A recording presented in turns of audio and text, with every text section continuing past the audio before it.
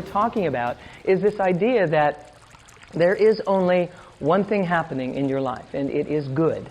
And when I make that statement, I almost always get some responses. I'm like, hey, wait a minute, what about this, and what about this, and what about this? And it makes perfect sense that we would have this kind of pushback response to such a statement. And I'm going to ask us to elevate our consciousness to hold the space for this conversation, that we kind of pull ourselves up and out of this routine, respond to the world, try to survive, do the best we can kind of way of living, and really look at drawing ourselves up into a more transcendent perspective, not bypassing reality by any means, but rather staying in our heart space, and more importantly even in a soulful space, and allowing ourselves to look out through this lens and see life from a different perspective. You see, if we're looking at life from a survivor perspective, you can name dozens of things that are reasons to believe that it's not all good. Right? We can see all kinds of horrific things. We can certainly build a case for the fact that it doesn't look so good. That doesn't look so good to me. But we're going to pause for a moment and say, okay, time out. We are more than just flesh and bone. We are more than surviving instinct-based individuals. We are creative source in a body. We are God's source energy in a body. I mean, that's a pretty lofty statement, but it's the truth of who we are. It's what we're made of. And so this dimension that we have come to is a dimension of like the great workout, right? We are here for a great exercise program. And the workout is, you're thinking, well, I ought to be in great shape by now with some of the stuff that I've been through, etc. I get it. And what I know is that nothing is happening that is bigger than a direct match for what we are here to realize about our magnitude. Okay? So if really big things are happening in your life, it is because you are a really big being. And you have taken on a project that is for the purpose of the realization of that.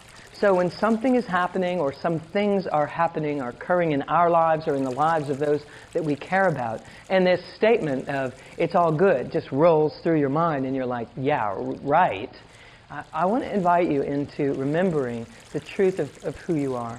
And the truth of who you are is that you are a creator, and that's pretty powerful. You're here to generate and manifest your own creation. So the question is, what can you do in the face of these circumstances that don't seem so good? What energy can you hold? What can you create in your immediate environment internally, in your immediate environment externally, and in your intentionality globally for all of humanity? And the invitation of life is this. It's like, in the face of whatever is happening, will I insist upon generating a different vibrational frequency, a different energy off of this system that I am, just because I can? Will I do that? Will I insist on bringing the love, bringing the compassion, bringing the understanding? And it might become easier if we take a moment and remember a very significant principle in the Energy Codes program altogether, and that is that there is a soulful contract in place, the bus stop conversation, in which we requested certain challenges so that we could come in here and polish ourselves against them. Because when the high frequency energy of pure spirit being comes into the physical dimension and tries to live its life, there is friction. There is friction, and that friction shows up in your life like the challenges that show up in the news, or the challenges that show up across your dinner table in an argument, or the challenges that show up in your unexpected, health status that just comes as news, to boot. What's happening for us in those moments is it's precious. It is actually divine in its nature. It is an opportunity for you to experience yourself like you have never experienced yourself before. It is an opportunity for you to reach inside and find something that you didn't even know that you had.